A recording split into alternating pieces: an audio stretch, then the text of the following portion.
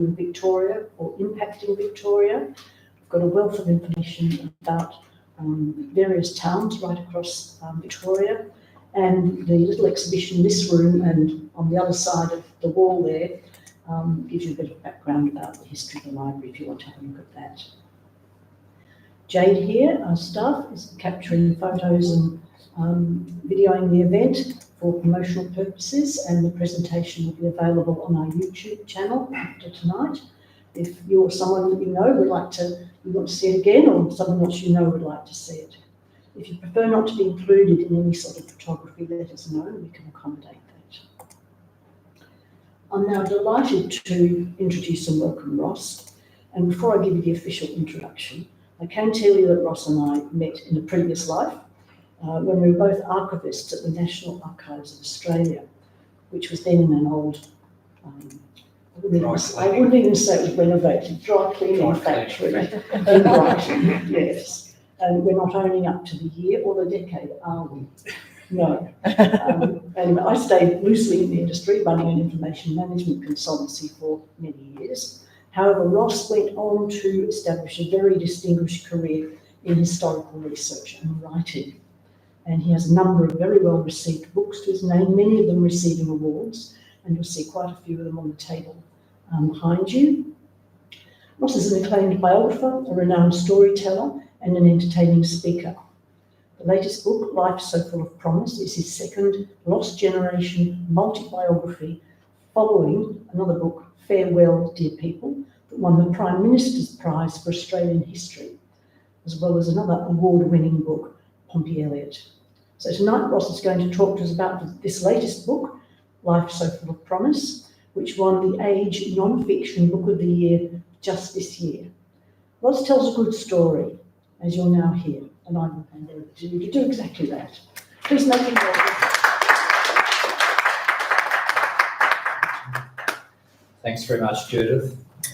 Life So Full of Promise, as Judith said, is my second multi-biography about Australia's lost generation of World War I, following Farewell, Dear People, which was published in 2012. Now, both books contain a collection of interwoven family stories about extraordinary Australians who had become unknown. Each story establishes the outstanding pre-war potential of one of the main characters, describes what happened to him during the conflict, and underlines the profound consequences for his nation, as well as for his family in the aftermath. And with the families and friends of the main characters also conspicuous in the narratives, Life So Full of Promise emulates Farewell, Dear People, the previous book, in providing insights into the experiences of Australians in the period before, during and after the war, whether they were combatants or civilians, or soldiers' wives or parents. Now, a key aspect is the focus of both these books has been distinctive. Australian perceptions of the human cost of the war have tended to focus on the collective impact of all the losses, the numbing numbers, the 60,000 dead and all the maimed. And such a focus is perfectly understandable and is consistent with our democratic and egalitarian traditions. My Lost Generation multi-biographies, however, adopt a very different approach. They highlight the reality that the losses included individuals of exceptional potential, and that it was not only a matter of quantity, but also very much a matter of quality.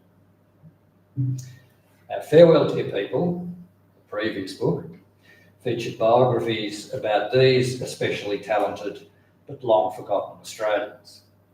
Jeff McRae was a budding architect with an endearing personality from Melbourne's best known creative dynasty. Tom Elliott was an outstanding officer from a working class background who was regarded by his brigadier as potentially an Australian Kitchener.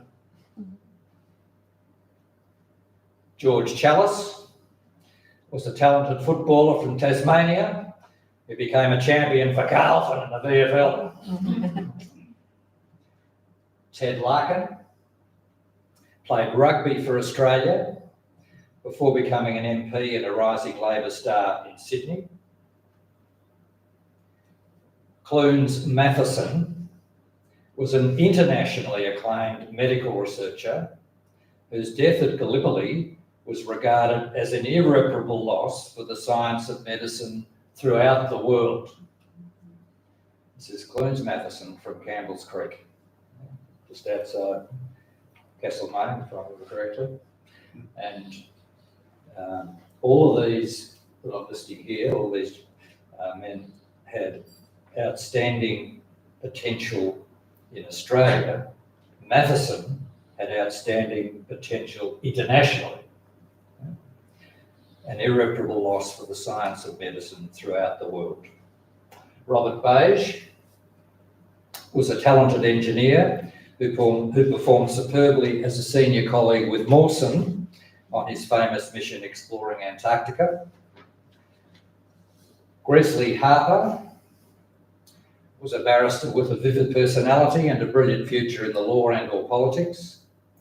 Wilfred Harper, brother of Gresley, was a popular farmer who became the inspiration for Peter Weir's famous film Gallipoli, chap you see running at the end, based on Wilfred Harper.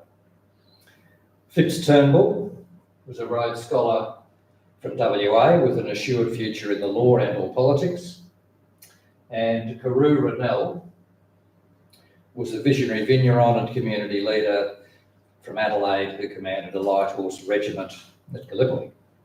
They were all in the previous book, Farewell Dear People. My approach in the new book, or the latest book, Life So Full of Promise, was the same. It's another multi-biography, but the stories ended up a little different. I managed to find out more about the main characters and their families, so the stories ended up deeper and richer and longer. I reckon they're better, more fulfilling to me anyway, but I'm well aware that it doesn't matter at all what I think of them. What matters is what potential punters like you think of them. Now, a lot happens in the stories, so this talk will just scratch the surface of what's in the book. First up is the sprawling family saga of the Pockleys. Now, this is Frank Pockley, an eminent doctor in Sydney for decades before World War I. He was a distinguished ophthalmologist in an era when there were very few eye specialists in New South Wales. He lived at Wahroonga, a suburb located at Sydney's upper North Shore, with his wife Ellie and their 5 children. Frank supervised the construction of this grand residence called Greystanes at Wahroonga, still there today, Greystanes, and his children grew up there. The eldest was Phyllis, the youngest was Nell, while the middle 3 were all boys. The eldest son on the right is Guy. His brother Jack is on the left. The middle brother in the photo and the middle child in the family is Brian Pockley. The brothers attended the Sydney Church of England Grammar School, known as Shaw. Brian excelled in the classroom and at sport. He was the star of the family. He achieved better results in his junior matric exams than any Shaw student had ever recorded. And as an exceptionally swift runner, he excelled at rugby as well as athletics. He won the Shaw Athletics Championship with a record points tally and led the rugby team superbly through an undefeated season that enabled Shaw to win the school's championship for the very first time. Here's that premiership team, with Brian in the middle holding the football, and in the back row, his brother Jack is on the far right, while third from left, and already arrestingly tall, is the Pockleys' close friend Jack Massey, who was on his way to becoming the most versatile top-level sportsman Australia has ever known. Massey excelled at cricket, football, rowing, athletics, boxing, rifle shooting, and perhaps a few other things I haven't managed to find out about yet. Back to Brian Pockley. Brian was distinguished not only by his outstanding achievements. His temperament was also revered. He was ethical and diligent, but he was also amiable and considerate, engaging and companionable, helpful and obliging. Brian was unassertive and unpretentious, with unostentatious charm. He was a high achiever without being driven. The headmaster of Shaw declared that Brian was as near to my ideal schoolboy as any boy in my experience. Brian's unusually endearing personality ensured that he was immensely popular at university as well. He graduated in medicine with honours, he continued to excel in athletics, and his dashing pace resulted in a series of thrilling tries for the uni's rugby team that led to his selection at interstate level for New South Wales. Sydney Hospital selected the best graduates for its resident doctors, and Brian began work there in 1914. A few months later, when international tensions erupted in Europe, no one in Australia was keener to be involved in the looming conflict than Brian Pockley. He was so keen that he raced out to Victoria Barracks in Sydney to volunteer before Britain had even declared war. That is, before there was a war for Australia to be in. Soon enough, though, Britain did declare war. As a result, Australia was involved, and Brian was appointed as a doctor in one of the Australian forces that was quickly formed.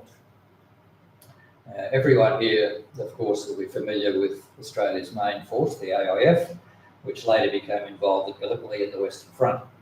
But early in the war, a separate, lesser-known Australian force was created, the Australian Naval and Military Expeditionary Force, or ANMEF.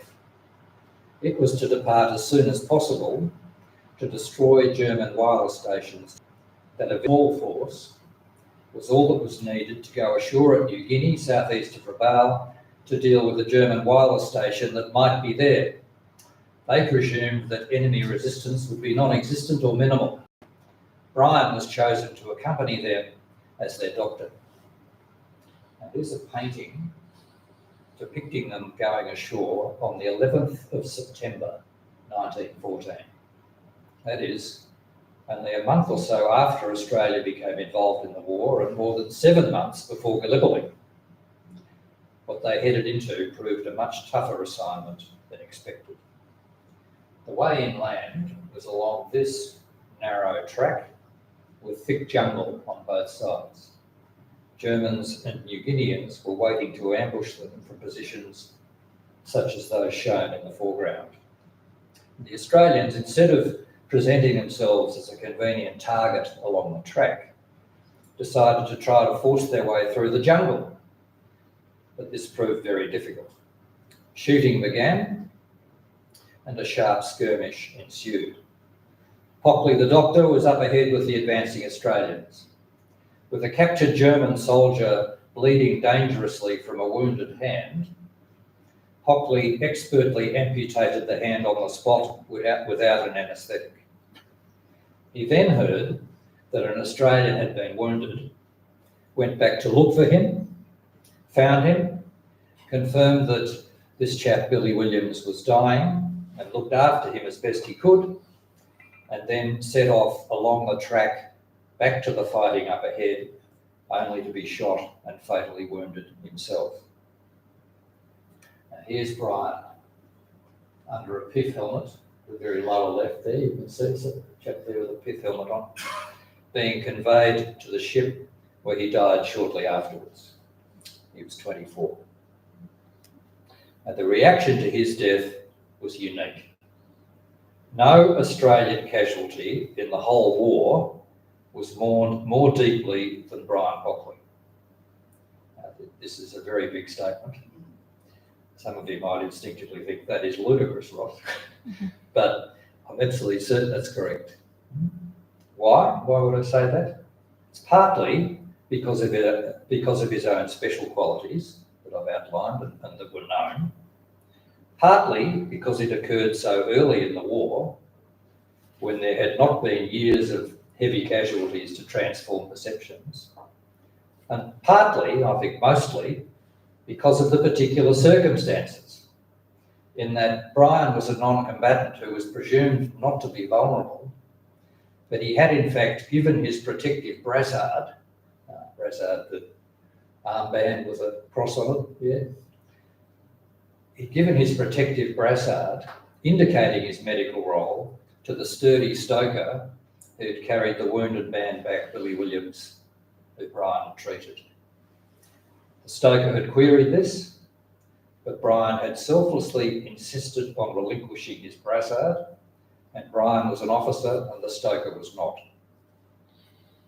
When Brian's relinquishing of the brassard became known in Australia, Brian's father Frank, together with Brian's best friend, who was to become a High Court judge, and numerous other admirers declared that such a gesture was absolutely characteristic of Brian.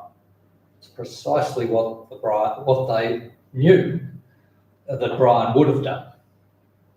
Brian Pockley became a household name in Australia, with the manner of his death, the relinquishing of the brassard, widely known, manner of his death widely known, but he's long forgotten today.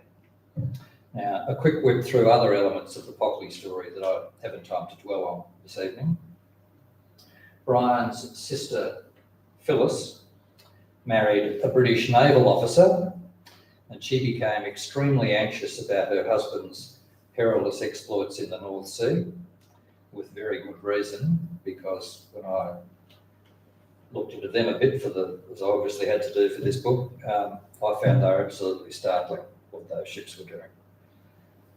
Also, very significant to the family story, Brian's parents split up shortly before the war, which had profound ramifications for the family.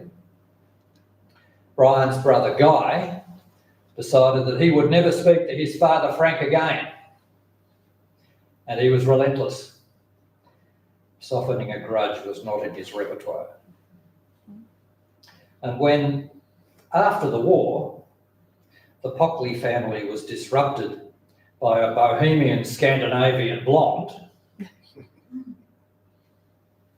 Guy evidently concluded, quite incorrectly, that Frank had been the father of her children, and Guy proceeded to arrange for one of them to be removed from the Shore School. And in a separate development, Brian's closest confrere during his medical course was sensationally shot dead in Sydney when he seemed on the verge of being selected for the Australian Test cricket team. So a lot does happen in the stories, and they are pretty eventful. Heard a lot about Brian and a little bit about Guy. This is Brian's younger brother, Jack Pockley. He was an admired officer in the 33rd Australian Battalion, which was among the AIF units that were rushed to the rescue after the British were driven back a long way in March 1918. This was the climax of the greatest war there had ever been, and the Australians were making a significant difference in a nationally distinctive way. In fact, they were influencing the destiny of the world in that critical year, 1918, more than Australians had ever done before or have ever done since in any other year. We make a big fuss about Gallipoli, 1915, perfectly understandable. We should not underestimate the significance of 1918, which was more important, really. And Jack Pockley was front and centre in these stirring 1918 events. With him at the time was a farmer from Grong Grong. Mm-hmm. Bonus points. Where's Grong Grong? Yeah, rural New South Wales. Yeah. This farmer was in Jack Pockley's company, and he wrote this at the time. All along the road we met poor Frenchies running away with what they could carry. There were all sorts on the road, old and young, rich and poor, and they all had that frightened look. Some were crying. There were also flying Tommies who kept telling us that the enemy were just back there a bit. The enemy were miles away. but somehow they got the wind up and threw all their equipment away and ran for their lives. They seemed astonished at us marching on with full packs right into the very place they'd left. Unquote from Grom Grom. With the Germans advancing menacingly, climax of the war, and the British unable to restrain them, the 33rd Australian Battalion was ordered to counterattack, and I might say ordered to counterattack by a senior British general. And when they did, Jack Pockley was hit. He directed the stretcher bearers to take away a nearby wounded sergeant first, and when they returned to Jack, they found him dead. He was 26. The brothers had died 3.5 years apart, but parallels were understandably drawn about the similarly selfless circumstances of their deaths.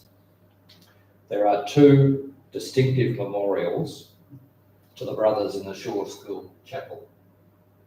This is the Brian Pockley Memorial Window, and this is the magnificent Jack Pockley Memorial Organ. And this is a poignant photo of their father, long after the war, alone in his den, surrounded by photos of his loved ones. Most of them he'd lost in one way or another. 3 sons, 2 killed in the war, 3rd one still won't talk to him decades on.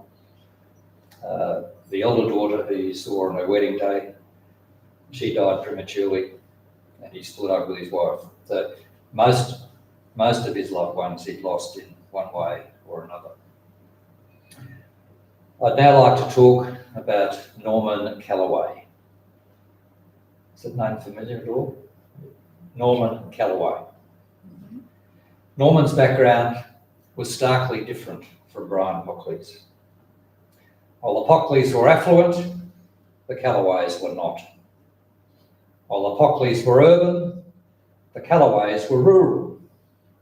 While Brian Pockley grew up in an imposing North Shore mansion, Norman Calloway lived in a basic weatherboard cottage on the edge of town.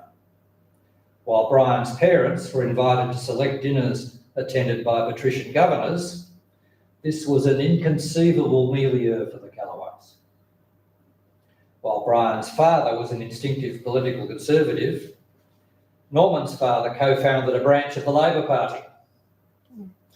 While it was routine for the Pockleys to go to university, provided they were male, this was unthinkable for the Calloways.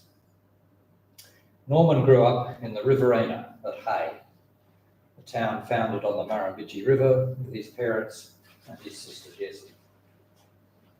This typical scene near Hay shows the ambience Norman was familiar with.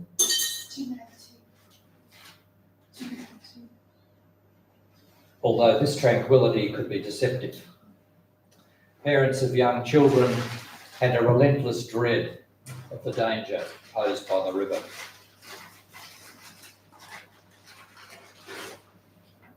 Drownings happened disturbingly often. They included, in the Calloways' time there, one of Norman's cousins, one of his teachers, and a nephew of a Victorian premier.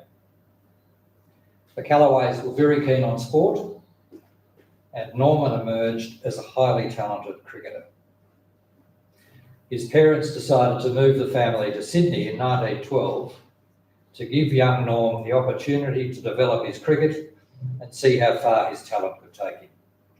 Here's Norman, aged 16, soon after his arrival in the metropolis. He progressed rapidly in Sydney, playing for Paddington in the first grade competition. His first game was against none other than Victor Trumper, the legendary batsman who was probably, in my view, the most adored Australian athlete of all time, just ahead of Gabby. And in Norm's third match, 17-year-old Norm made an arresting breakthrough century of high quality that attracted rave reviews. This photo of him was published after that brilliant innings. Norm progressed so rapidly that he was soon seen as a candidate for higher honours, and only 15 months after he left Hay, he was 12th man for New South Wales in February 1914, when he was still only 17. Here's that New South Wales team. Norm is front right in the photo as the 12th man, with the Pockley's friend Jack Massey, who had by now become the best bowler in Australia, second from left in the middle row, alongside the diminutive champion Charlie McCartney, who's the captain in the centre of the middle row. Now, before the following season, Norm's family moved from Paddington to nearby Waverley in Sydney, so he had to change clubs. And here he is with his new team, sitting at the far right of the middle row. That Norm's at the far right of the middle row. And in the centre, in the captain's spot, that's Sid Gregory, who captained Australia not long before then. My Callaway story covers a number of facets affecting cricket and cricketers during this era. Now, listing a few of them very briefly, they include these. The bitter split between Australia's test players and the administrators seeking to control them, which culminated in the withdrawal of 6 top players from the 1912 Ashes tour to England. And this is big time rift. The biggest split at the top level of Australian cricket until Packer in the 70s. Yeah. Also, the prolonged fierce stoush that erupted, and I'm talking this time about a physical fight. The prolonged fierce stoush that erupted between Australia's Test captain, Clem Hill, and one of his fellow selectors, which did not end until others intervened when the captain seemed poised to pitch his antagonist through a 3rd floor window. Oh dear. What do you reckon today's media would make of that? And the invention, also part of the Callaway story, the invention of a new kind of deception for bowlers, which came to be known as the googly or the wrong one at the back. Yeah? Now, what I've done with Callaway is what I've done with all the main characters in both the Lost Generation multi-biographies, and that is to put myself in their shoes as much as possible. With Norman, I've aimed to eliminate what it's like to be a talented cricketer who is striving to play at the highest level because he sees the national game as the way to make a fulfilling success of his life. What's it like to have to handle the inevitable ups and downs? What's it like to face the fastest bowling without the protective equipment we take for granted these days? Mm-hmm.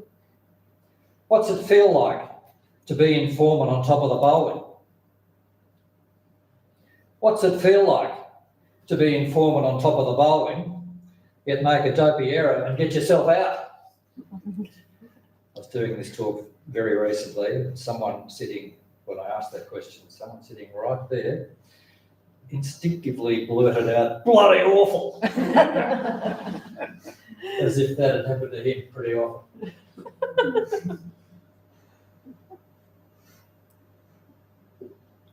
February 1915, when Norman was 18, he was selected to make his debut at first-class level for New South Wales against Queensland. So he's not 12 feet now, he's actually playing. His captain was Charlie McCartney, the remarkable virtuoso whose admirers were claiming that he was not only the finest batsman in Australia at this time, but perhaps even the very best in the world.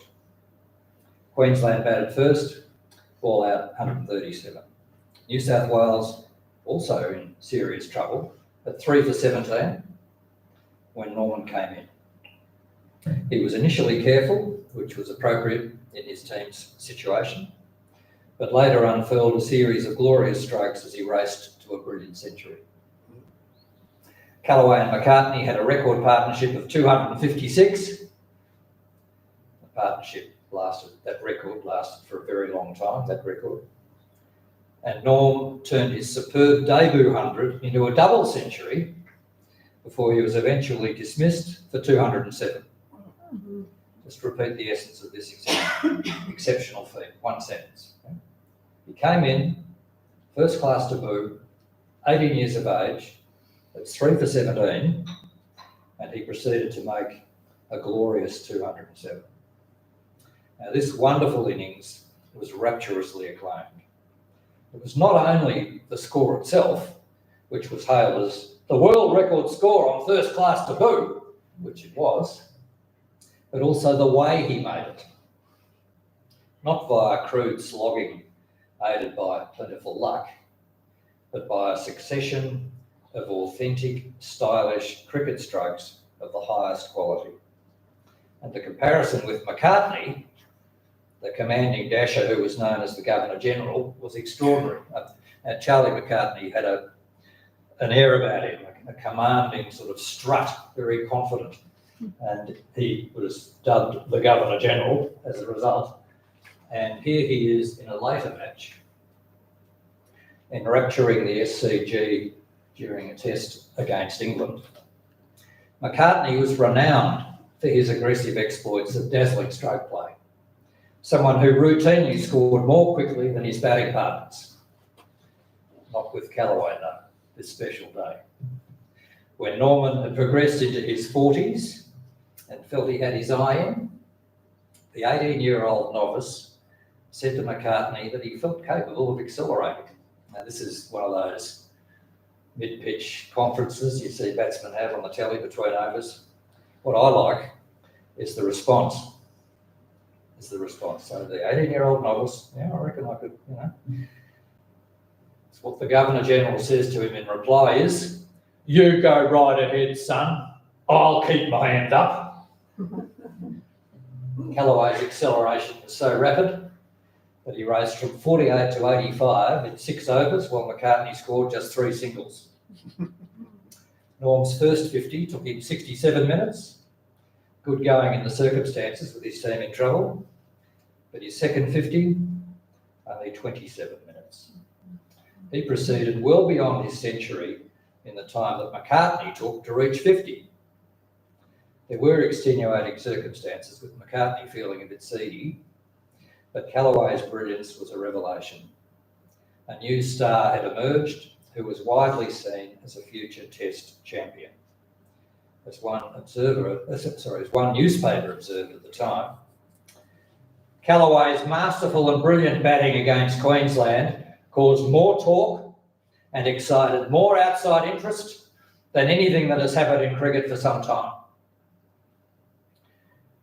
Now, indeed, some admirers were so thrilled by Norm's special feat that they arranged for it to be commemorated with this unique trophy. The inscription says, "Presented to Mr. Norman Callaway by a few admirers in recognition of his world record score of 207 by a cult on his first appearance in first-class cricket." However, everything changed for Norm when casualties at Gallipoli began to rise. His wonderful innings had occurred in February 1915, 2 months before the Anzac landings.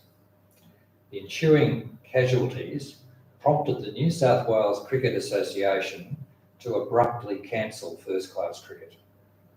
Its Victorian equivalent wanted matches to continue, but the New South Wales administrators were adamant. They insisted that cricketers should be in khaki and maintained this attitude explicitly. Players like Norm were under constant pressure. It was reiterated in a variety of implicit and explicit ways that volunteering was the right and manly thing to do. The Callaways had moved to Sydney to see how far Norm's cricket talent could take him, and it had all proceeded wonderfully, even better than they could have hoped. But the war, and the attitude to it adopted by the New South Wales cricket administrators, had transformed everything. Norm had been deprived of his cherished cricket goal, and he was under relentless pressure. He decided to enlist in 1916.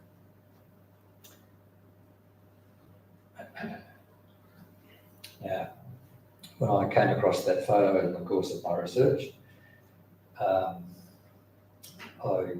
quickly developed a very strong liking for it and advocated to the publisher that it should appear on the front cover, and I'm very pleased that they agreed.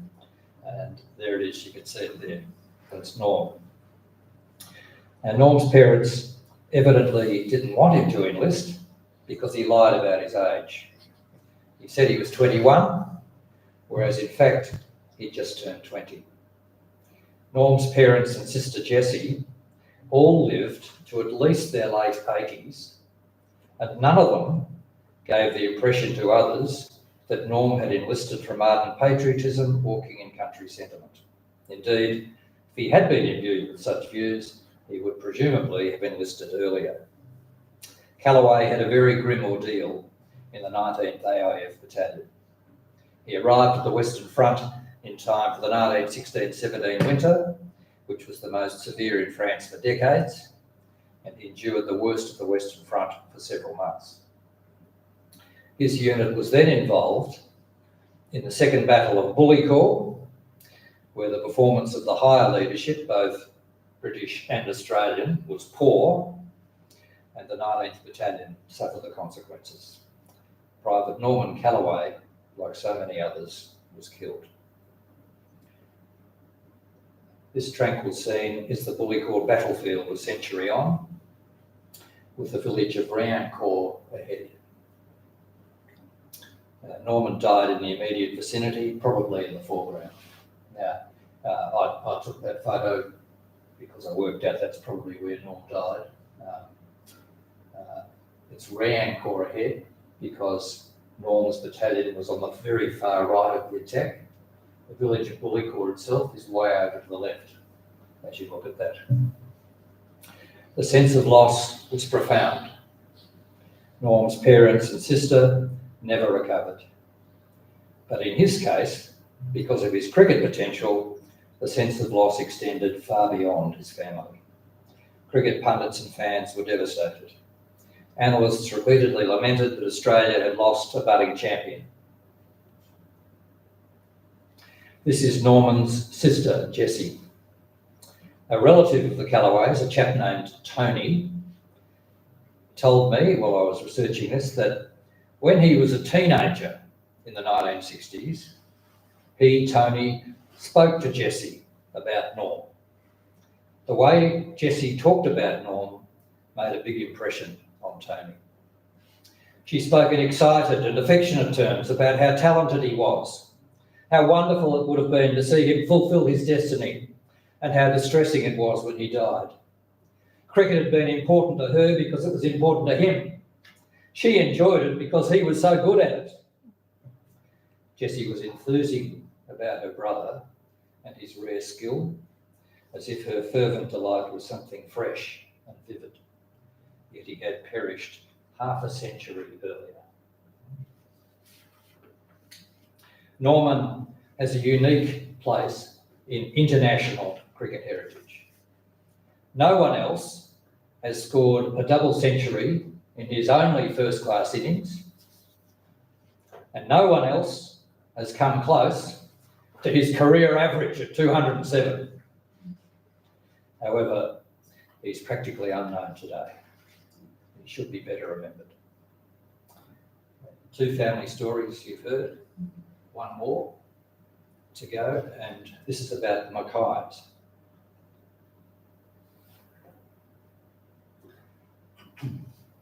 Another conspicuous example of Australia's lost generation is Murdoch Mackay from Bendigo, who was widely known as Doc. This is his famous grandfather, who became a minister in Victorian governments in the 1800s. A very significant minister. He also acquired the Bendigo Advertiser, made a success of that, and then passed it on to his son, George, who's standing second from right in this photo. George Mackay, he became the Bendigo Advertiser's outstanding editor for decades and was involved in all sorts of other things at Bendigo, He wrote books while he was editing the paper, which established him, in my view, as Bendigo's finest historian, and did all sorts of other things. Wonderful Bendigo citizen. And it's his son, who's Doc, who's the prime character in the story. So Doc Mackay, here he is as a student, graduating. Doc Mackay was a precociously brilliant student. He's the son of George, the Bendigo Oversizer editor, and the grandson of Angus Mackay, the celebrated politician. Doc Mackay. He began his law course at Melbourne Uni when he had just turned 16 and completed it, having just turned 20, by coming top in final year, attaining a first-class honours degree, winning the prestigious Supreme Court Judges Prize, and becoming eligible for the Master of Laws degree, or, as I've said, having just turned 20. The law professor concluded that in almost 2 decades at Melbourne Uni, he had taught no abler student. And during his final year at uni, Doc met 18-year-old Margot Watson of Elstonwick, near where the archives used to be. Margot had 2 sisters, and here's a photo of them as young girls, left to right. Margot, Nell, and Kath Watson, the eldest. Doc was very quickly attracted to Margot, and the Mackays became good friends with the Watsons.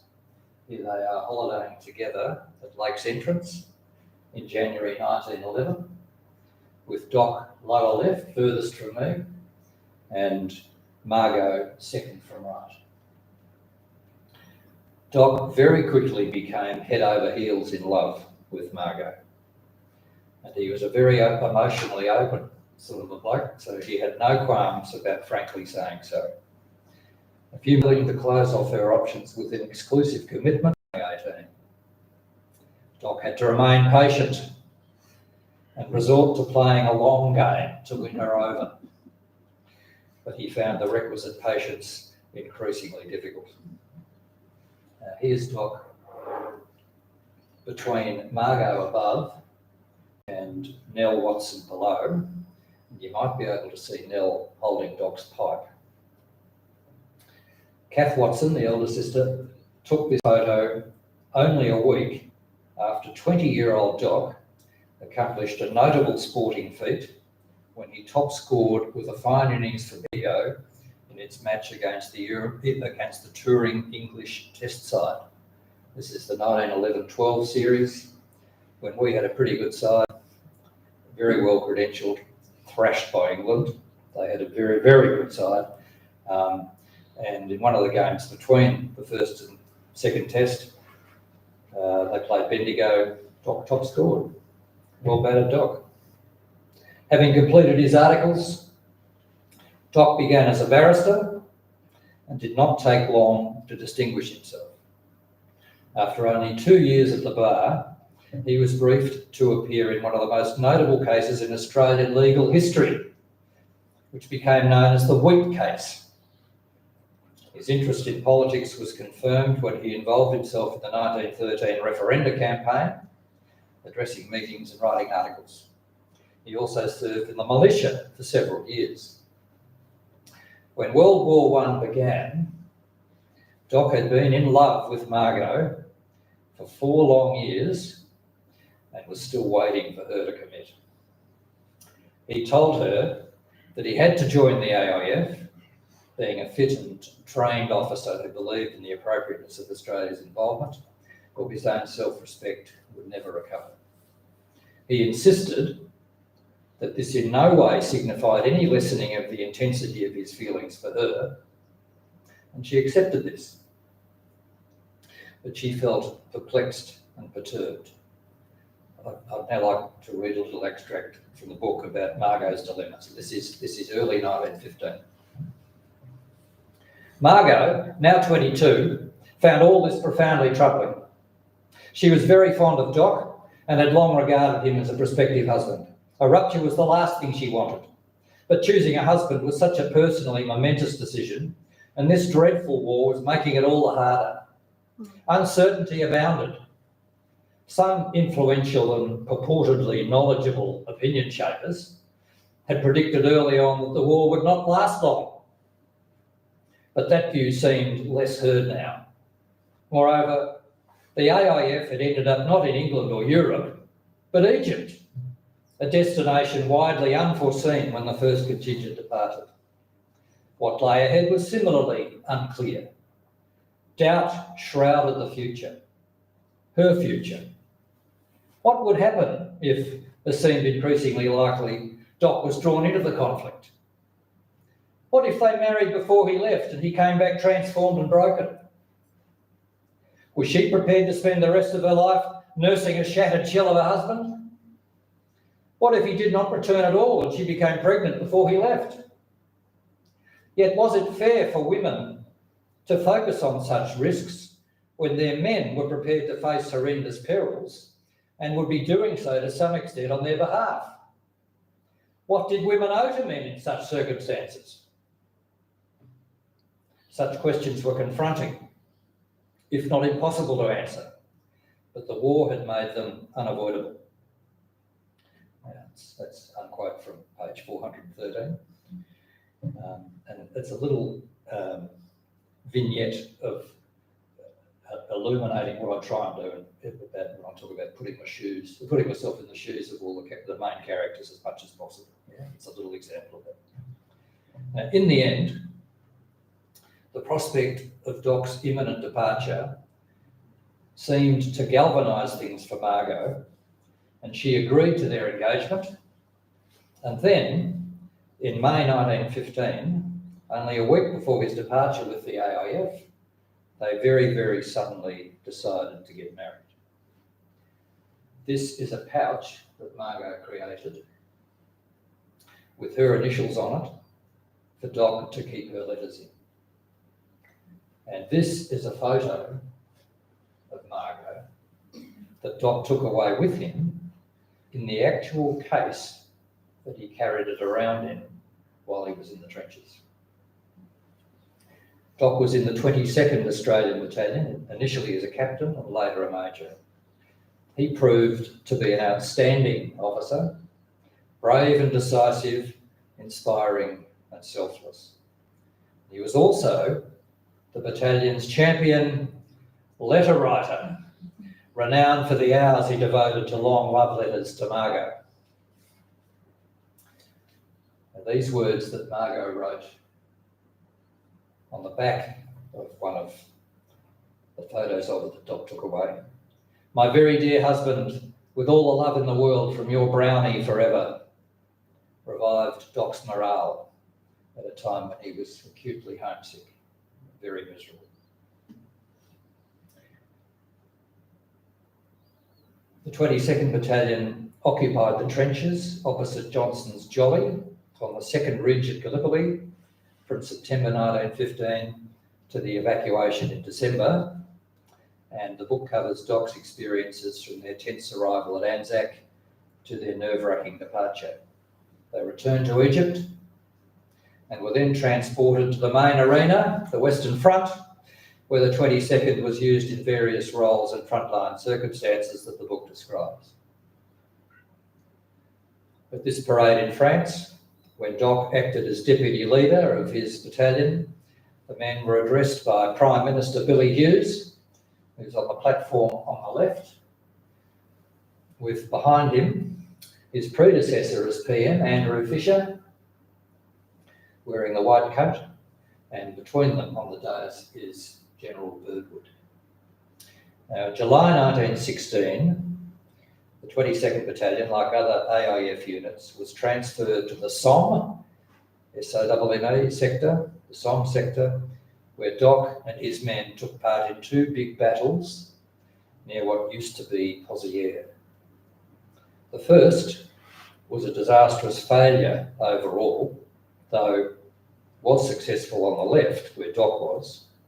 But when they proceeded to tackle the whole operation again, it proved this time a success, thanks primarily to Doc Mackay's outstanding leadership. No less an authority than the official historian, Charles Bean, for those who may not be familiar with him, an outstanding historian, immensely careful researcher, pioneering in the way he wrote, and extremely capable. No less an authority than Charles Bean declared that Doc Mackay's brilliant leadership at a critical stage enabled the Australians to attain with this victory their most momentous success of the whole Somme campaign, which covers a lot of battles. This is remarkable praise. But when I came to research the battle in depth myself, as of course I had to do for this project, I found it was thoroughly deserved. What Bean wrote was accurate. However, while Doc was displaying this superb leadership, he was killed in the process. Now, weeks later, Margot received this remarkable farewell love letter, which Doc had arranged for an AIF friend to send her if he died. There are few more conspicuous examples of Australia's lost generation than Doc Mackay. Some of those who knew him best felt he could well have become Prime Minister. As far as I'm concerned, he certainly had all the attributes. As with the other stories, the book covers other interesting characters and episodes. For example, there's a lot in the book about Doc's mother, Mary, who was a prominent Bendigo identity, renowned for her charitable activities, her political activism at a time when this is very rare for women, and also her dynamic leadership of the Red Cross at Bendigo during the war. Also, in the book a lot, is Doc's younger brother, Eric. And I unexpectedly discovered while researching the Mackays that one of them, a keen cricketer, was selected in an Australian test team to tour England, but did not go, and for a surprising reason. And as you'd expect me to say, of course, it's all in the book. There's also a lot in the book about Margot's sister, Nell Watson, and her fiancé, Mac Gibbs. He was a medical student and VFL footballer who was killed in France shortly before Doc Mackay. Been a terrific, patient audience, so I'll just like to finish, if I may, with a little story about the research for Life So Full of Promise.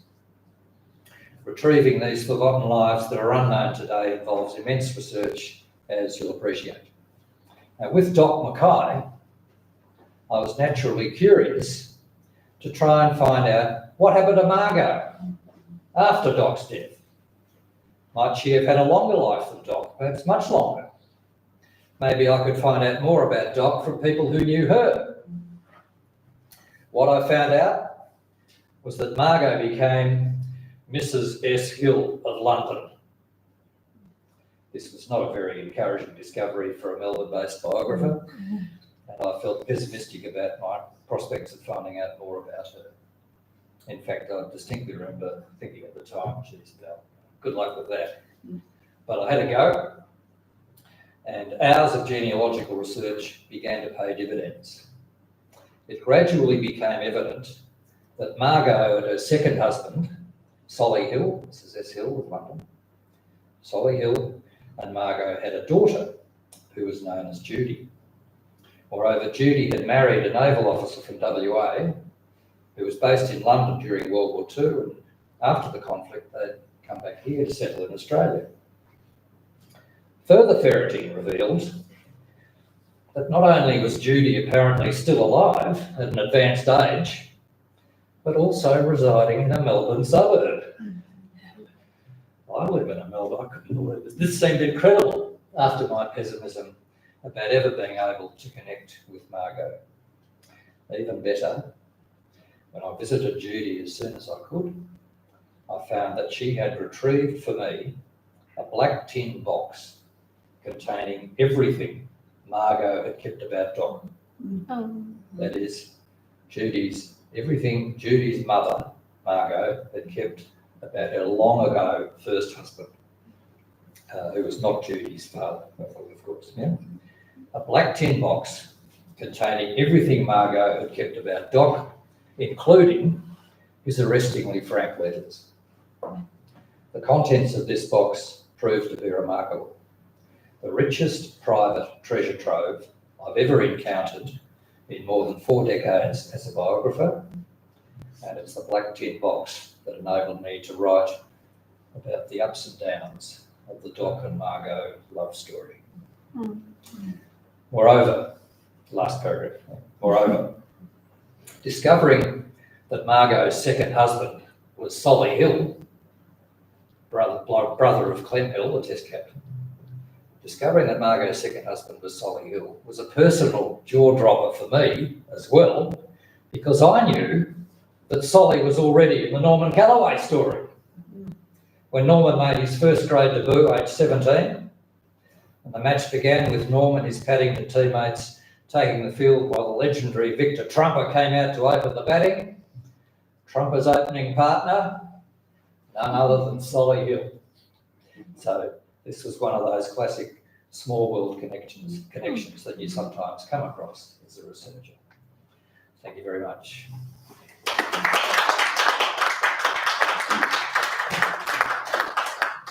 Questions? You must have gone down lots of cricket rabbit holes. You used to play district cricket, didn't you? I did. Years ago. Yeah, so Rabbit holes, yes. that was no hardship. I'm sure. Yeah. Apart from cricket being a theme, how did you whittle down to these people? I mean, I imagine if you went through everybody